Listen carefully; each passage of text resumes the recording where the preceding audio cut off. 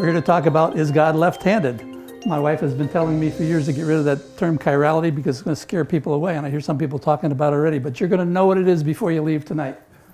So who am I? Just a rundown of what Ted just told you. The most important thing is I'm a child of the King, July 2nd, 1957, in Madison Square Garden. You haven't walked an aisle. We don't do that much these days anymore, but you haven't walked an aisle unless you've gone from the third deck of Madison Square Garden, and it's the old garden, not the new garden. I was there with you. Good. I was just going to mention you, because I went to Moody Bible Institute, so anything I've got wrong in my hermeneutics tonight, it's his fault. Because he was my hermeneutics professor at Moody. But I didn't stay there. He drove me out. But I went and got the rest of my chemistry education in some other schools, Houghton College and Case Western Reserve. As mentioned, I wound up with a job as a process peptide development chemist. You'll learn more about that at Abbott Laboratories. Spent 28 years there. Retired in 2001. So I'm coming up on, 19 years, 20 years? Having fun. About 7 years ago, September is the beginning of our 7th year, from my perspective, involved in bringing speakers in for MCF. John was the guy that did it for many years before that. Thanks to John. I've been doing it for a while. Maybe it's time for John to take over again. He told me it was a lot of work, and it was true. Anyway, coming to the end of our 51st year of marriage. Last December, we were married 50 years. Took my little family, that's my whole family, to Disneyland, Hawaii, and Honolulu, and celebrated our 50th. So enough about that. Is God left-handed? Well, it's a come on to get you to talk about some of the chemistry. You realize God is a spirit. Jesus sat at his right hand, and some of the demons are on his left, whatever, but we won't get into all of that. We're going to have fun with the chemistry. But this whole issue of chirality, once I explain it to you, to me, is a coffin nail or a monkey wrench in the story of evolution. It never happened, we know that, but this is, as a chemist, I like simple things. That when you talk to people, it really nails it. When you learn about this stuff tonight, it not only nails it, but it solves the problem. Chemists have been trying for literally centuries to solve the mystery of how life got started in a primordial soup. I've got an answer to that question. We'll share that tonight. But here's some proof that God is left-handed. Where's that picture from? Anybody recognize it? Sistine Chapel. Sistine Chapel. Well, God is left-handed, isn't he? Or is he? The joy of computers. You can do anything with computers today. And what's the point? The point is we're often presented today with information that's not exactly what it appears to be. How true that is, isn't it? Science, like religion, is vulnerable to distortion by assumption. Just listen to the news. We're not going to go there at the moment, but that's what you're hearing all week long. I'm a model railroader. I like trains. Nice picture. One of the misconceptions I think people have today is that science and religion are like they're on two separate rails and never the twain shall meet. But somewhere off in the horizon they do meet. And I'm convinced as a scientist, if science is followed correctly and properly, it leads to truth. And religion, when followed correctly, we wind our way back to Bible, and where do we find ourselves? That truth can be found from science and religion, and they converge on Jesus Christ. He said, I am the way, the truth, and the life. No man comes to the Father but by me. And that's why we're here talking about this stuff. There's nothing more important than that. Nothing I share with you tonight is more important than that truth. One of the favorite sayings I share with my club up north, greetings from MCF North and MCF South, by the way, science doesn't tell you anything. You're hearing that all week long. Science tells you this, science tells you that, on the news constantly. Science doesn't tell you anything. Scientists do. And scientists come with different worldviews, different opinions, whether it's conservative or liberal, Democrat, Republican, atheist, evolutionist, Christian, conservative. Everybody looks at the same data. We all have the same Grand Canyon. We all have the same layers. Some people see a local flood, other people see a universal flood. Science doesn't tell you anything. Scientists do, and remember that. And I'm a scientist. I'm going to tell you stuff. I have a bias. I have a worldview. How about the story of creationism, which has been going on for over 50 years now? You may recognize Henry Morris and Duane Gish.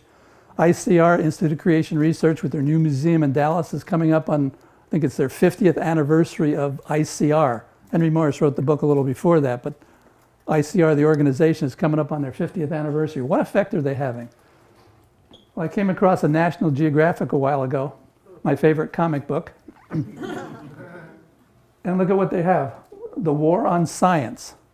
Well, who's exercising a war on science? You may not be able to read this, but this one says climate change does not exist. Heard some of you talking about that earlier. Evolution never happened. The moon landing was fake. Vaccinations can lead to autism. We're going to hear more of that in the next couple months, you bet. Genetically modified food is evil. All the conservative folks that have a lot of these positions are seen as having a war on science, but we want to zero in on this one. Evolution never happened. Well, we here believe that, right? But the scientific field is upset with us. Here's the centerfold to that magazine. Anybody recognize that picture? Been there? Where is it? Creation Museum. It's at the Creation Museum. Look what it says in the fine print. At the Creation Museum, Adam and Eve share paradise with a dinosaur. Yuck, yuck, yuck. Young Earth creationists believe that the planet was created with fully functioning adults less than 10,000 years ago. We believe it. But look what it. But science holds. Remember, science doesn't tell you anything. But here, science holds that Earth is old and life evolved from microbes. Never happened. By the end of tonight, you're going to be convinced of that. This is our worldview, our paradigm. Dr. Fred, did I get that hermeneutic correct? In the beginning, God created the heaven and the earth. But a verse from Romans. I'd like to just share this verse at the beginning. For since the creation of the world, his invisible attributes, his eternal power, and his divine nature have been clearly seen. Preachers talk about that all the time, his divine nature being clearly seen, but how? They don't emphasize enough the fact that it's being understood. How? By the things that are made. I'm a chemist. When you look around this room, everything you look at is all chemistry. It's all atoms. Everything is atoms. The things we can't even see, the invisible things. His divine attributes are seen by the things that are made. And we're going to talk about some of the things he's made tonight. As a chemist, you have to be careful about atoms. You can't trust them. They make up everything. Anyway, an older National Geographic, and I've used this for years, but I like it because I just like the artwork. That's the typical story of evolution. We're going to tear it apart a little bit tonight. Life takes hold on planet Earth, on an infant planet. According to the widely held theory, this is the most plausible explanation of the chemical evolution of life. And they still hold to that. We cling to our guns and Bibles, they hold to this. It is with a feeling of awe. I love the religiosity here. It's a feeling of awe and inadequacy that we approach the task of proposing in scientific terms a sequence which culminated in the appearance of life. Sounds impressive. Nothing like the National Geographic. Well, this picture covers most of the scientists. Obviously, there's a lot of math in here too, but we start out with physics, and there's chemistry in the middle here. We go to biochemistry, biology. That's the story that's being told across the scientists.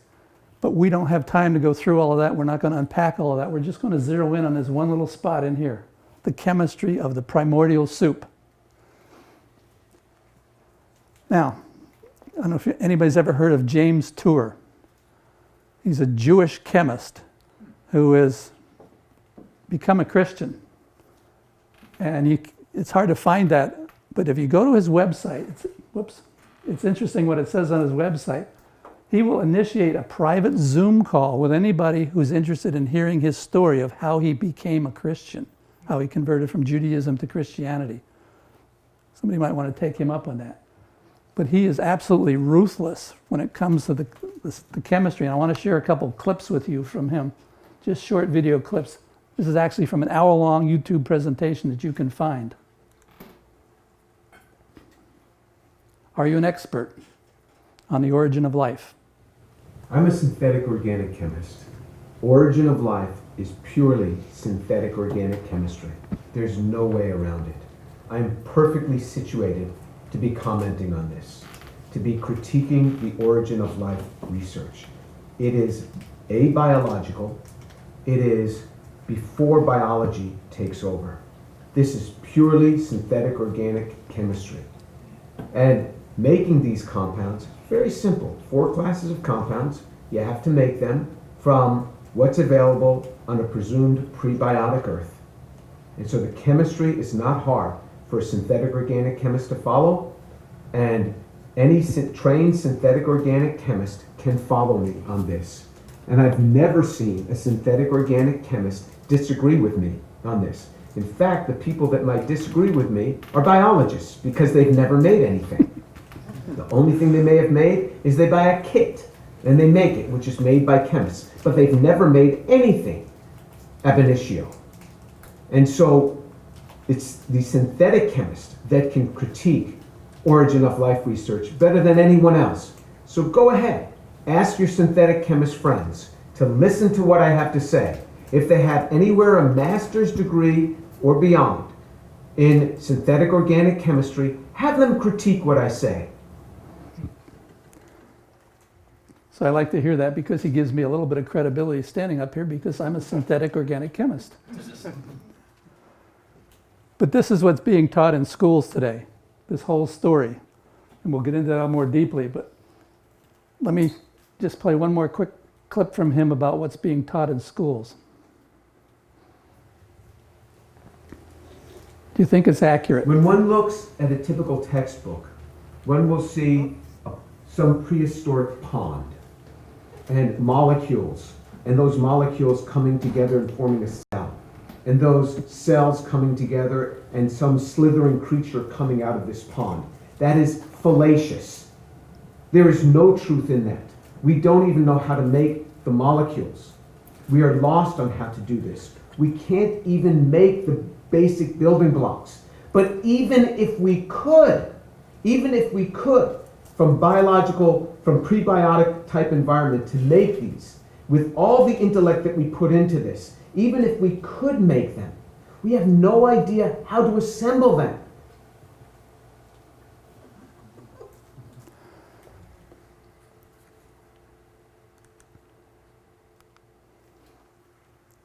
How many of you remember the Miller-Urey experiment? You can't talk about this subject without referring to that, right?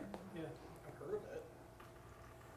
Happened back in the early 1950, 1953 time frame. University of Chicago, right here. Right. I went to graduate school in 1967. So that's about 15 years after this experiment. So you can imagine what was going on in graduate school in our organic and biochemistry departments. Everybody was trying to figure out how to polymerize amino acids and put things together and working on primordial soups. Everybody's dissertation was on that. The Lord dropped me in a protein lab, peptide lab, and that's how I wound up in the career I'm in. But this experiment basically is attacking, we're trying to figure out what happened at this beginning end of the picture. The physics of the primordial atmosphere, trying to make the chemicals in the primordial soup. So that was their designed experiment. Here's Stanley Miller, Harold Urey, and this is their apparatus, or an example of it. You can see pictures of it all over the website. It's in everybody's textbooks. It was not a bad experiment. They took some warm salt water and heated it up, and the vapors went into the spark chamber. The sparks were taking place in the presence of these gases that they assumed to be in the primordial soup. You might notice one particular gas is missing. Mm-hmm. Which one? O2. O2. Another whole topic to talk about. But that's what they had in there. They had a condenser, cold water, and things condensed down to the bottom into a trap. From a chemistry perspective, chemists love traps. They catch things. And what did they catch? A bunch of black tar and all kinds of garbage from which they fished out some amino acids. Did this work? Yes, it worked. We'll talk about it in a little more detail. But it's being promoted as the thing that was the spark of life, okay? Just one more sentence from Dr. Tur. We don't even know how to define life, let alone knowing how to spark it to begin. How true. Okay. Amino acids are basically what were formed in this experiment. Most of these terms on the slide you're familiar with. You know what proteins are. Proteins are just chains of amino acids, right? You probably don't know what peptides are. You may or may not. I'm a peptide chemist. What are peptides?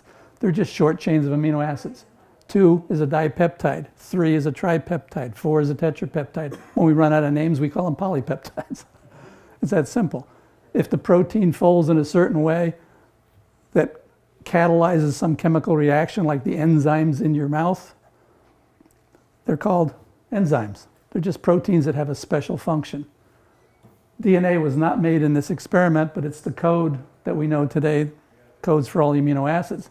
But what's interesting, what I put on the slide is, well, this Miller-Urey experiment is in all the textbooks about the spark of life. Still today, nobody has any clue how the first nucleotide came into existence. He made amino acids, but nobody has any idea how to make the simple nucleotide. Anyway, here's what we're going to talk about quickly tonight. Well, maybe not so quickly, but we're going to go through it. What is optical activity? What is chirality? Why is it important? How does it relate to the origin of life? And how does that relate to you personally?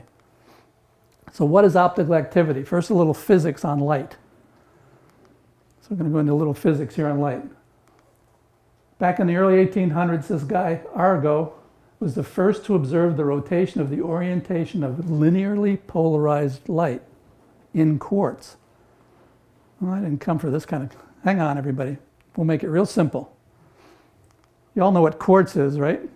Yeah. Quartz are crystals of silicon dioxide. Sand is silicon dioxide. And when you sat on the beach, you got it in your shorts. If you've been to a rock store, you've seen bigger crystals. That's just quartz. It's sand. Big crystals of it, right?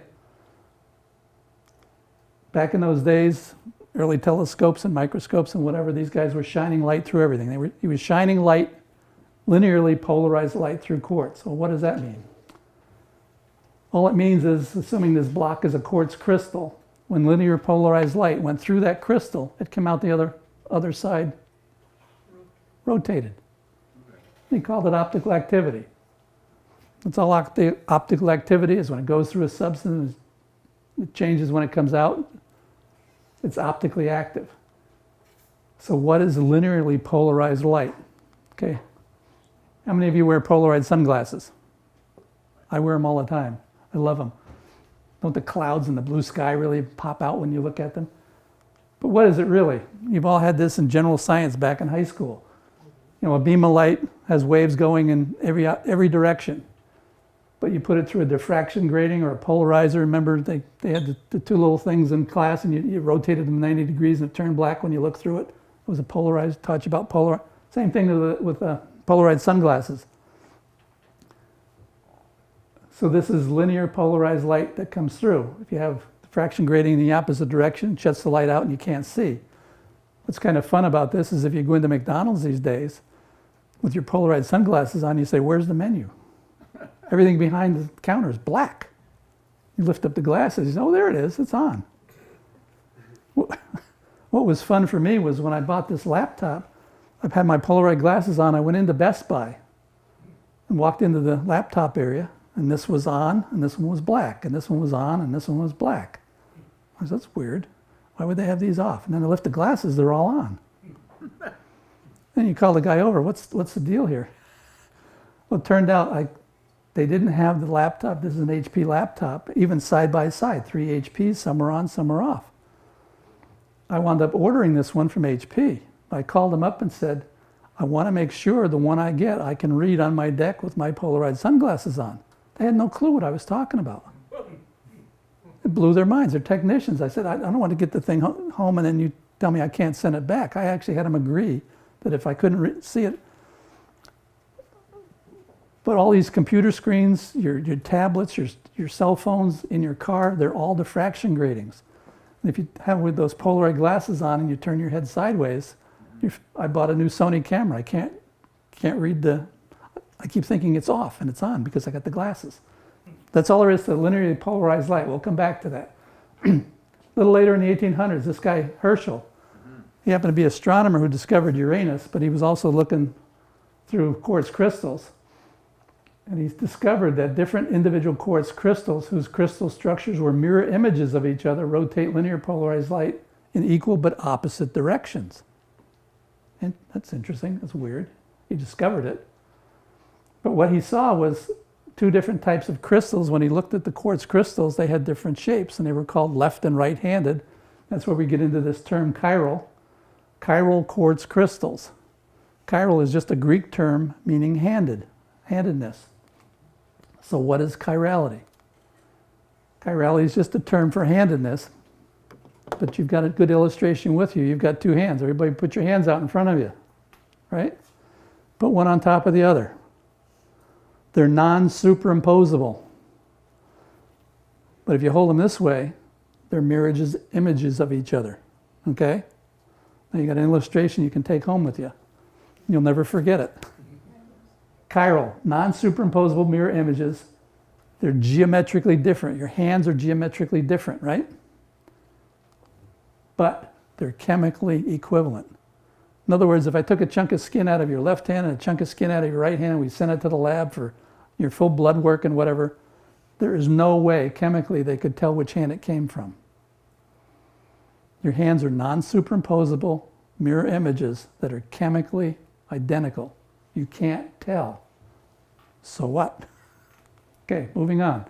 The so what is one of my favorite Christian chemists, Louis Pasteur. What's he famous for?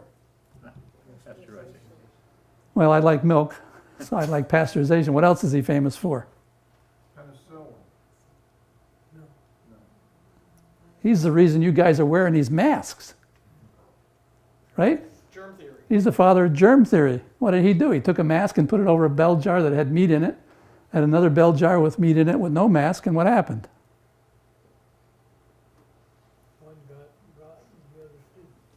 One got rotten, but how did it get rotten?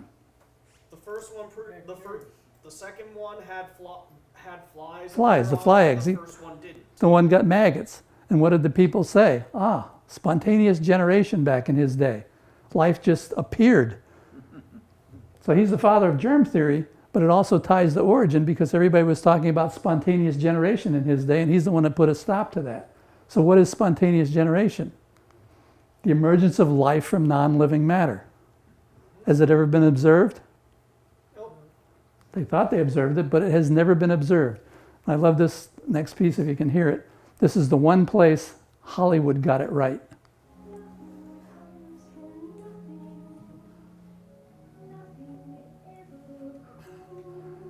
Remember good old Julie Andrews? Nothing came from nothing, nothing ever could. Hollywood actually got it right for once.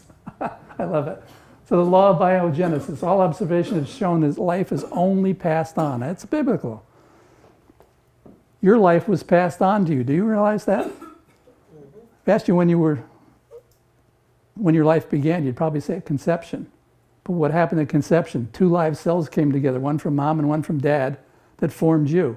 And if either one of those are dead, you wouldn't be here, right? So where'd that life come from? That life was passed on from your parents. And where'd that come from? It was passed on from your grandparents. And where'd that come from? All the way back to Noah, to Adam, whatever. God created Adam, put in life. Man became a living soul. And the fact that you're sitting here alive today, the chemistry is so wonderful that God started when he put it in Adam. It's working all the way down through the generations to make you sitting right here today. That's amazing to me. It's been observed so consistently, it's called the law of biogenesis. And that's the big difference between evolution and creation. Abiogenesis versus biogenesis. But when did that happen? When was Pasteur doing his work? What else was happening at that time period? Darwin. Right, Darwin. Origin of Species, 1859. There's our buddy Charlie who wanted to get God out of everything. Another whole story. But back to Louis. He resolved a problem with tartaric acid back in tartaric acid. A lot of people still eat it today. They put it on a food. It's a food flavor enhancer. It's in all fruits and vegetables. That's besides the point. But there was a problem. A solution of this compound derived from living things, in specific, the dregs at the bottom of the wine barrels. Apparently, I'm not a wino, so I don't know. But rotates the plane of polarized light passing through it. But tartaric acid derived from chemical synthesis had no such effect. Why the difference? Louis Pasteur solved that problem. What did he do? He took some tartaric acid from the wine process and looked at some of the crystals that crystallized out at the bottom, looked at it through a microscope, and lo and behold, just like the quartz, he found out there were right and left-handed crystals of tartaric acid. So what do we wind up with? Chiral molecules. In chemistry, we call them optical isomers, but they were chiral. They were non-superimposable mirror images of each other. So that's true for tartaric acid and many other compounds. Let's investigate that a little further. Again, a reminder of the symmetry lesson so you understand what things are. Chirality is handed, it's a Greek term. Non-superimposable mirror images, but they're chemically identical. That's an important point. Let that sink home. So what is the implication to this slide? When Miller and Urey made amino acids, which they did, somewhere between 10 and 15 of them, I don't know, they got a 50-50 mixture. The chemistry doesn't discriminate because they're chemically identical. You could get right or left-handed amino acids. In their experiment, they got amino acids, which are building blocks of life, granted. But they don't tell you they got a 50-50 mixture. I had no choice. That's the chemistry because they're chemically identical. Okay, let's delve into that a little deeper and what that means. The geometry of the carbon atom and the problem of chirality. Now a little chemistry. You didn't come for a chemistry lesson, did you? Oh. Remember this? I'd love to do a whole talk on this. Talk about design of a creator and an infinite God. This blows my mind as a chemist. Across the top were numbers. What did the numbers mean? Numbered the columns, right. And what did the columns mean? The number of electrons in the outermost Right, the number of electrons in the outermost shell. So in number 1, we have, well, let me ask you a question. What's the chemical formula for table salt? NaCl. So why do we write that? Where is sodium on this list? there. It's in group 1, 11 electrons, 2, 8, and 1. It has 1 electron that wants to get rid of it so bad it's highly reactive. You may remember in science class your teacher taking a little block of sodium and dropping it in a beaker of water, and it blew up. In my class, they blew up the whole crock and everything. Where's chlorine? Chlorine's over here in 17 electrons. So there's 7 in the outer shell. It doesn't like that. It's so reactive. We all know about chlorine, how reactive it is. You hear stories about chlorine all over. Everybody's aware of the overreactivity of chlorine. But you put them together, they're nice, stable ionic compounds, sodium chloride. You may remember the octet rule. That's why the noble gases are in group 8. They have 8 electrons in their outer shell, so they're happy. They don't react. That's why we put helium in dirigibles instead of hydrogen. And some of the software, computers, different things, the screens have inert gases behind the screens to protect them. Where's carbon in this? Carbon's in group 4. So what does that mean? Does it give up 4 electrons or does it take on 4 electrons? Both. Doesn't know what to do. So it shares them. And that's the basis of all organic chemistry, the basis of you sitting here, all the biology that's going on inside of you.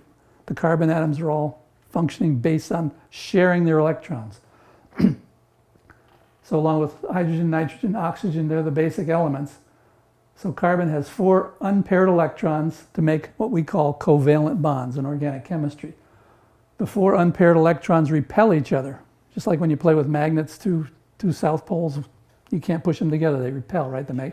Electrons are the same thing. They're negatively charged, so they want to get as far away from each other as possible. So now we're out of the chemistry into a little bit of geometry. And that's why we got the 4 balloons up here. You ever try to blow up 4 balloons and tie them together? That's a real feat all by itself. But this is what chemists think the carbon atom looks like with 4 electrons that it can share. And they form a particular shape.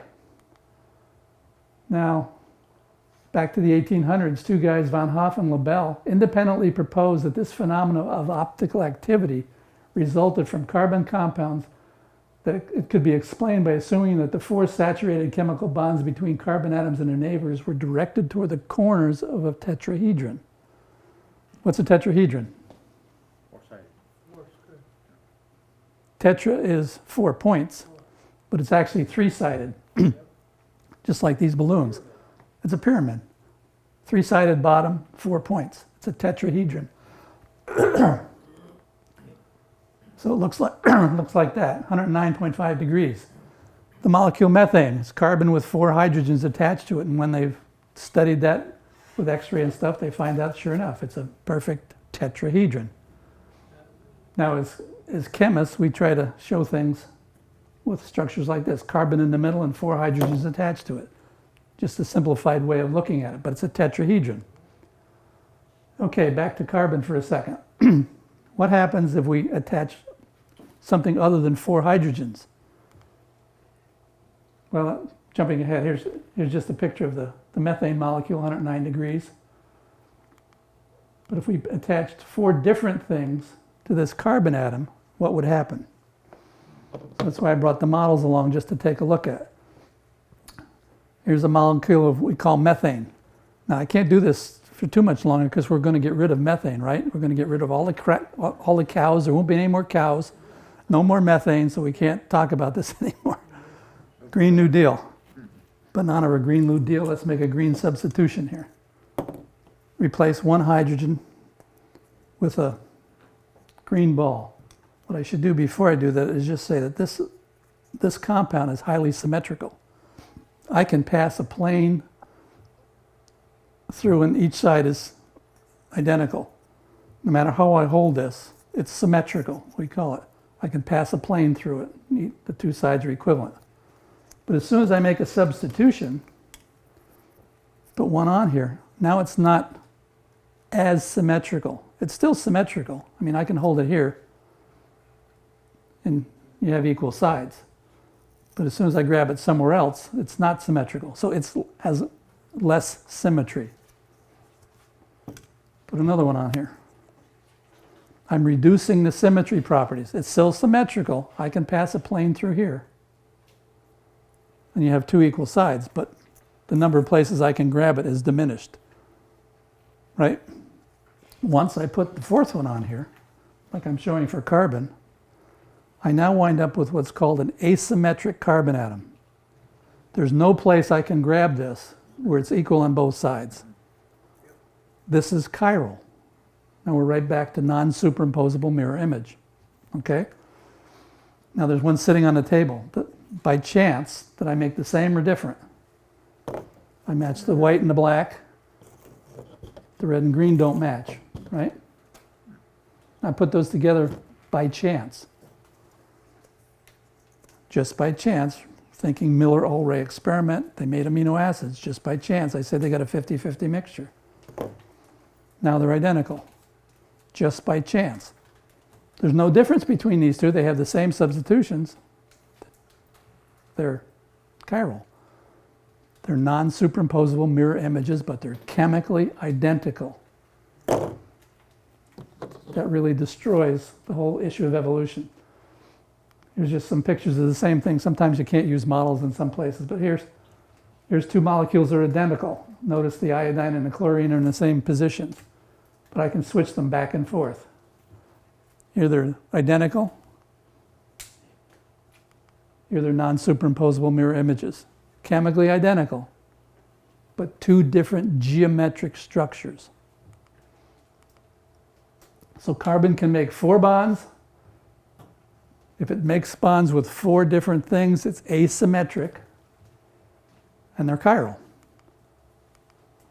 So let's go back to this list of chemical terms, and let's just look at amino acids for a minute.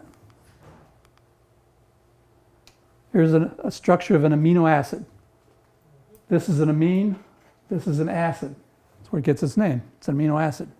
Each amino acid has a proton, and each amino acid has an R group. The R is not a chemical term, it's just a placeholder, like X in algebra, for all the different chemical side chains. There's 20 different amino acids that are building blocks, so there's 20 different R groups, okay? But the point is, this central carbon atom has 4 different things: a hydrogen, amine, an R group, and an acid. So what does that mean? That means that carbon atom, if you look at a chemistry textbook, and most of you don't do that, but if I see that in a chemistry textbook, it means that that carbon atom is asymmetric, which means it has optical isomers. It can be right and left-handed. This is what you usually see in the creation literature. You go on a website for chirality, and that's about as deep as it goes. That's why I'm giving this talk, because we're going a level deeper than just showing this. They're showing they're handed, they're different, and that's why evolution doesn't happen, but you need to understand it a little deeper so you can share it with other people. Here's just a quick picture of the 20 amino acids. What's interesting is the ones in yellow are called essential. They're the ones you have to eat. Your body doesn't make those. When mom says eat your fruits and vegetables, that's why. You have to eat those. Your body can make the rest of them. Here's a chart that shows the different R groups. Remember the R group on the amino acid? That's this thing down here, right? Here's the 20 different R groups. The only reason I'm showing you this is it's kind of interesting. These ones at the top in sort of a blue-gray, they're what we call polar side chains. They have charges or for some reason are polar. And they're called hydrophilic. What's hydro mean? Water. What's philic mean? Loving. Loving. They love water. They're polar. Water's a polar molecule. The green ones at the bottom are hydrophobic. They're the greasy ones. The only reason I'm sharing that is today, as scientists, we have absolutely no clue how proteins fold. You can go on the internet and find all kinds of papers out there, but they really don't have a clue. There's hydrogen bonding and lots of things involved, right? But they really don't have a clue how proteins fold. But what's kind of neat is your body's a bag of water. Your cells, all the chemistry in you goes on in water. So it makes sense that the amino acids that, like water, would fold toward the outside of a protein. Those that are hydrophobic would fold toward the inside of a protein. That's the beginning of how they fold, but that's very complicated. You didn't know what peptides were when you came in here, but you're familiar with them. You just didn't know the term. Aspartame, some of you use that as a sweetener. It's on the table in the restaurants. It's a dipeptide, aspartyl phenylalanine methyl ester. 2 amino acids, dipeptide. GnRH, it's gonadotropin releasing hormones from your pituitary. It controls your gonadotropins and your androgens and your testosterone and your estrogen and all that good stuff. Secretin is a gut peptide, GHRH, growth hormone, releasing hormone. It's what the athletes use to hit the balls out of the park, to bulk up. You all know insulin. You probably didn't know it was 51 amino acids in a peptide. 30 amino acids in a chain, 21 in another chain, hooked together by cysteine bonds.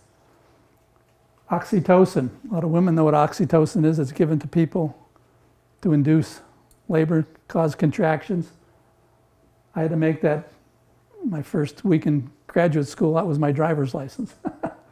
Bradykinin, vasopressin, or blood pressure drugs. Here's gonadotropin releasing hormone that I just mentioned. Abbott Laboratories made a derivative of that by putting a D-leucine in this position and got the billion-dollar drug Lupron for prostate cancer, endometriosis, uterine fibroids, precocious puberty, in vitro fertilization. It's even used in criminals. It chemically castrates you, so it's used in sex offenders, and tragically it's being used in people that are trying to change the sex of their children. We'll talk about the D a little later, but the fact is the geometry changed. The molecule changed shape when that was put in there. Moving along.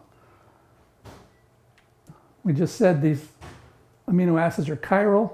They participate in the same chemical reactions. They have the same chemical properties with one exception. How do you tell these suckers apart? The one exception, and we've come full circle, we're back to this thing called optical activity. Remember what the Polaroid glasses and all the good stuff, the bending of light? That's the only thing that can tell these things apart. So instead of your Polaroid glasses, here's a polarimeter, an instrument in the laboratory. Do you use these, John? Polarimeters? Basically, you have a light source that creates a beam. It goes through a diffraction grating, creates linear polarized light. The only difference between this and your glasses is this is a 10 decimeter cell. It's a glass cell that you can put liquid in.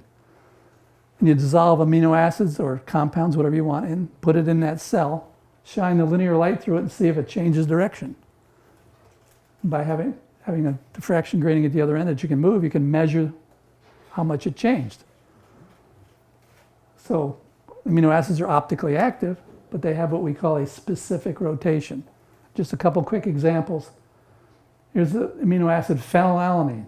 If you have pure phenylalanine, concentration of 2 in water, and put it in this polarimeter, it will rotate light 34 degrees in a positive direction.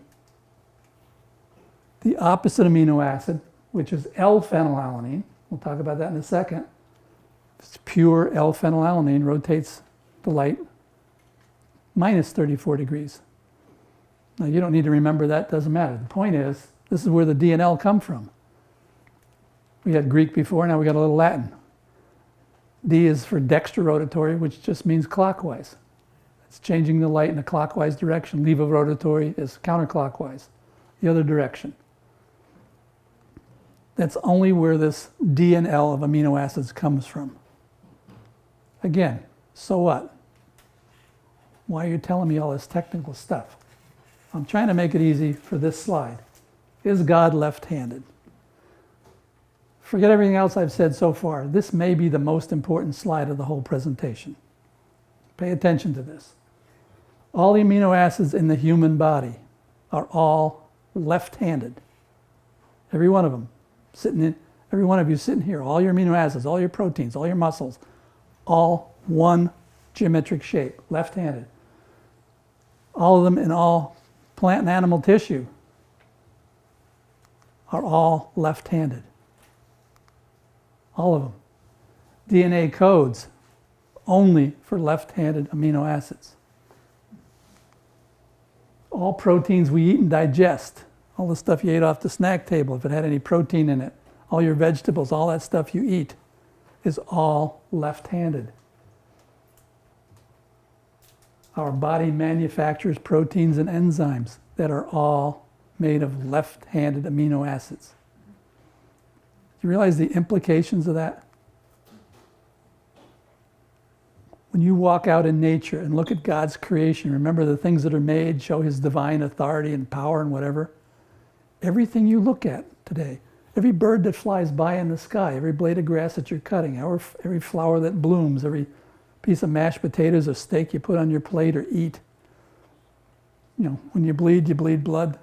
Everything is left-handed. That's why I say God is left-handed, right? Back to the soup. There's no chemical difference between left-handed and right-handed, D and L. You always get a 50-50 mixture, as did Miller-Urey. Any peptide or protein should and will contain a 50-50 mixture if it's made by chance, which is the hero of the plot, right? Lots of time, but they're all left-handed. That's amazing. Now, I had a question last night. I said, well, is it really true everywhere? Well, pretty close.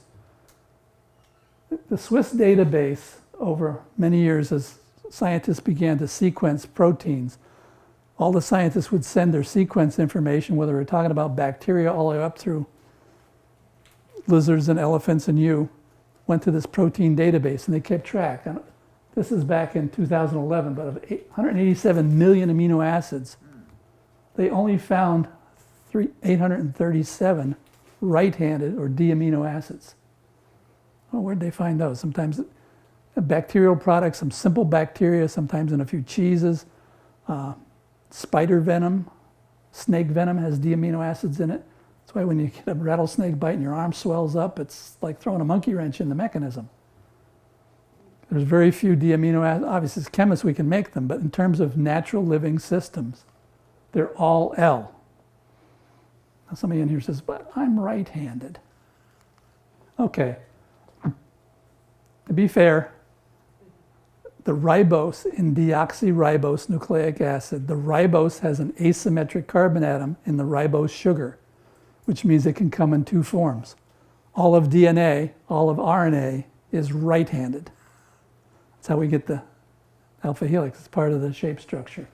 All the amino acids are left-handed. All the ribose nucleic acid DNA is all right-handed. How did that happen?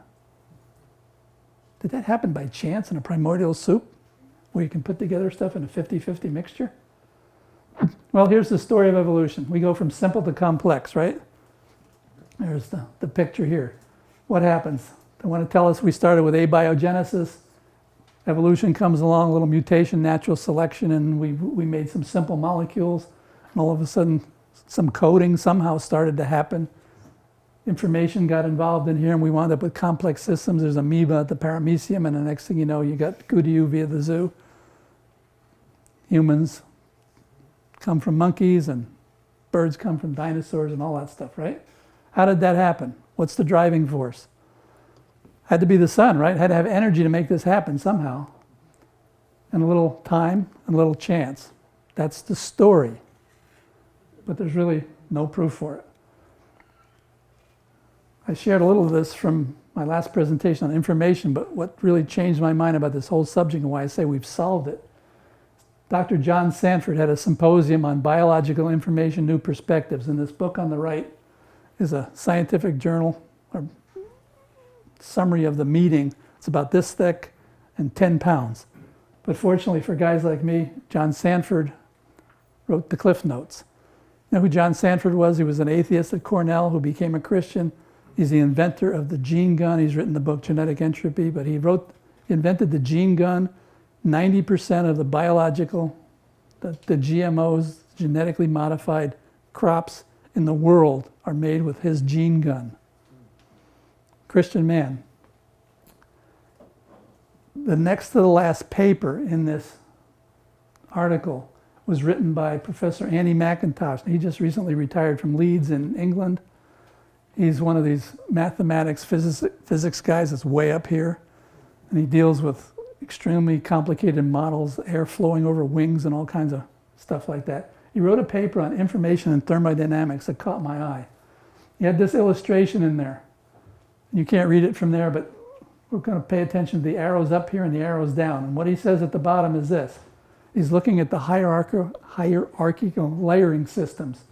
Evolutionary view is that abiogenesis led to forming DNA code and then led to the emergence of complex systems, which is what we were just talking about. Abiogenesis, evolution, complex systems. Matter and energy through the help of the sun created amino acids, peptides, proteins. Somehow the information came along and mind and intelligence came out of chance and time. That's the evolutionary paradigm. He's saying no. However, the top-down view regards information in a similar way to the software of your computer. And I said, duh. That makes sense when you think about it. What allows life to be alive is not biochemistry plus an external energy source. Rather, life is possible because of biological information, which captures the energy, which makes you alive. The molecules, machines, and networks don't make information. Rather, the information makes the molecules, machines, and networks. How many of you printed a page out of your printer, your home computer today? Did the piece of paper make the printer? Did the printer make the software? Did the software make the computer? Did the computer make Bill Gates? Or Watson? That's the story of evolution. Realistically, I mean, that's what they're telling you. It goes up. Dr. McIntosh is saying it's the opposite. Design came first. The mind and intelligence, the sovereign God of the universe, the infinite creator, put information into plants and animals and the systems, which then drive the chemistry of your cells and why you're alive today. Because the chemistry in those cells, like ATP synthase and some other fancy compounds that change ADP into ATP, is why you're sitting here alive today. This goes downhill. Duh, that makes a whole lot of sense, doesn't it? But what about chirality? I said I had a solution to chirality. That's the solution, folks, right? Everything, all the amino acids are left-handed and all your proteins, why? Because the code, the information requires it. Those ones and zeros in your computer have to be lined up in the right order or things don't work. You have to have all left-handed amino acids because the code requires it. DNA is all right-handed. The ribose sugars are all right-handed because the code requires it. Why does the code require it? Because it was in the ingenious, unbelievable, fantastic mind of the sovereign God of the universe. There was a book written, I don't know how many years ago, Your God is Too Small. As a chemist, I'm beginning to realize how important that book really was. My God has been too small. When you start to understand what's going on inside a cell, it's just mind-boggling. And time and chance are not the hero of the plot. So as we close down here, just a few more slides. Chemical and Engineering News in 1984 came across my desk when I was at Abbott. This whole talk was based on this article years ago. But now just as ending, the origin of chirality is that we still don't understand how chirality evolved. The whole matter will be dropped as an experimentally unsolvable problem. They've been working on it for more than 100 years. And they don't think it's be resolved by 1990. Here we are in 2020. Still not resolved. If you go to Creation Ministries International website, creation.com, and type in origin of life, Dr. Jonathan Sarfati, who's a brilliant physical organic chemist, can play chess with 12 people at a time blindfolded. Amazing guy. He's tracked all the chemical laboratories over the years that have tried to solve this problem and help proteins polymerize, none of which have worked. But there's one that's become very popular lately. It's called fluke seeding from outer space. You're hearing a lot about that. Who's one of the key proponents of that? You all know his name. Bill Gates. This guy. Well, in the following way, it could be that at some Hawkins. earlier time, somewhere in the universe, a civilization evolved by probably some kind of Darwinian means to a very, very high level of technology and designed a form of life that they seeded onto perhaps this planet. They can't solve it here, so they're going elsewhere to try to find a solution. They want to seed things here. Before I talk about this slide, one of the things that's interesting is you read some of the literature in science magazines and stuff, they're running all over Antarctica picking up meteorites, trying to find seeds, right? You've heard some of that?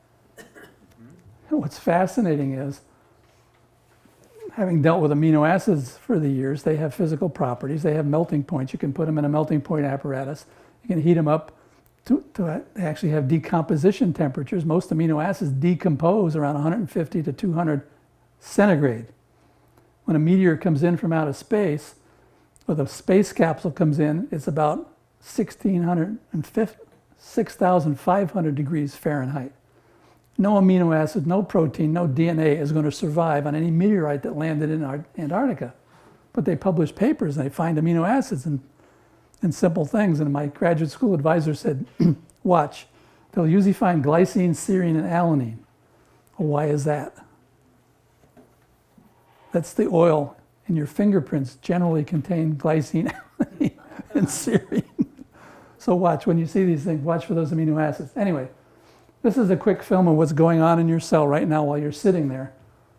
Messenger RNA is coming out from the cell nucleus, going through the ribosome. The ribosome is reading the messenger RNA. The transfer RNA is going out based on this genetic code, 3 codons, and grabbing amino acids. So this thing that's growing at the bottom here, that's your growing protein chain. All of those amino acids are left-handed. That's what we said. Everything in your body's left-handed. That's what's happening. I ran across this paper a couple of years ago, selecting amino acids by their chirality properties. That's interesting. That's my field. What is it? This is from the Proceedings of the National Academy of Sciences. I mean, this is a prestigious journal. And it said in the middle, you can't read that, but the sentence in the middle says, the ribosome indeed is able to incorporate the amino acids. What that's saying is that this thing that's going on in your cell, instead of grabbing left-handed amino acids, it could grab a right-handed one. Uh-oh. Does that upset everything I just said in the last 40 minutes? No, let's read the next sentence. However, after the addition of a right-handed amino acid in the nascent protein, the translation stalled. There's your monkey wrench. The D amino acid gets into that translation process and it stops dead. So just in conclusion here, a couple slides. The chirality of all organic molecules throughout biological systems containing an asymmetric carbon atom in living tissues is required as a result of what's called, that I like to call, I coined the term, I haven't heard it anywhere else, creation information. Pre-programmed into all living tissue by our intelligent designer and creator. We all say that the scripture in the original manuscripts were inerrant, right? And some mistakes have been added over the years, but we all accept whatever church you're from. Scripture was inerrant when God gave it to us. I say as a scientist, what about the information that God put into Adam? When God created Adam, he breathed into him life and man became a living soul. But at the same time, he filled him full of cells. Those cells had mechanisms that were functioning. It was fully functioning human body. All it was driven by the genetic code and codings, and there's more than just genetic code. Epigenetics, there's 25, 30 codes. Every day they're finding more and more complexity. It's mind-blowing what's going on inside a cell, right? It's just unbelievable. That was all in the mind of God, all the mathematics, everything. I like to ask people, who invented Euclidean geometry? No, he didn't. He discovered it. And you think about that. All these things that scientists are inventing, they're discovering God's wonderful nature that's out there, the things that show his divine attributes. You know, all the mathematicians, all the things are being discovered. They're not being invented. They were all in the mind of God in the beginning. So just borrowing from Professor McIntosh, when you look back in Scripture, man was made from the dust of the ground. I didn't realize till I went back and looked, but every tree and every beast came out of the ground. They were made before Adam. When God created living plant systems, when he created trees, when he created all the animals, even before he created humans, Adam and Eve. All the chemistry was working in them, all left-handed, all right-handed. It's amazing. Never happened by chance. As Dr. Tour told us early on, this is fallacious, the story of evolution. So remember that now when you go outside and look at all the wonderful things that are out there, or you look in the mirror in the morning, the best evidence for God is what you see in the mirror in the morning. When people come up to me and say, you can't show me any evidence for God. There's no God. There's no God out there. You can't show me. Well, what evidence would you suggest if I could show you some? Well, there's just no God. I said, the best evidence, if you want to find God, is when you get up in the morning, go into the bathroom, you brush your teeth, you comb your hair, and you stand there and you look in that mirror. And you look at in those two eyes that are looking back at you, and you stand there until you realize there's a God. There's a God. You realize how wonderful your creation is, how unique you are. It's amazing, absolutely amazing. Creation information is a sound biological and chemical solution to the problem of chirality. Hopefully I've convinced you of that this evening. And that creation information was in the mind of God. The Bible says in the beginning God created. Before he did that, this was all in his mind. Amazing, absolutely amazing. So you are fearfully and wonderfully made. I don't know everybody that's sitting here tonight. We're here to share science that supports God's word, that the Bible story is history, Genesis. But the important point is to point people to a relationship with that sovereign God of the universe through Jesus Christ, who is the way, the truth, and the life. That's the most important thing. I don't care if you forget everything else that you heard tonight. That's the most important thing. By faith, we understand the worlds were prepared by the Word of God. The Word of God was Jesus, right? All things were made by him and for him, and without him was not anything made that was made. So that what is seen was not made out of things which are visible. That's an interesting phrase. Everything we've talked about tonight is not visible. We make some models and stuff, but all the stuff we've talked about is not visible. Chemists can't see the atoms. Barely, some of the microscopes now are barely being able to see a single atom. Since the creation of the world, those attributes, his eternal power, his divine nature, are clearly seen and understood, as we said earlier, by the things that are made. So, what we've talked about, you know what optical activity is. You can all explain your polarized sunglasses and the screens on your computers and why that's important and how it relates to the origin of life. You know what chirality is. You've got that illustration that's going to be with you the rest of your life. You'll never forget it. And share that with people. You know why it's important, how it relates to the origin of life, and how it relates to you. My one final slide, I always end with this. This was my graduate school professor, Dr. Miller-Urey. He was a Hungarian Jew that escaped from Budapest in 1957. Used to listen to his stories for an hour as to how that happened. I'm a Christian. I wound up in his laboratory for 4 years, getting my degree. We talked a lot over lunch about origins, and he's teaching me about DNL. I never knew about DNL amino acids. much less how to synthesize them and put them together. We talk over lunch about that.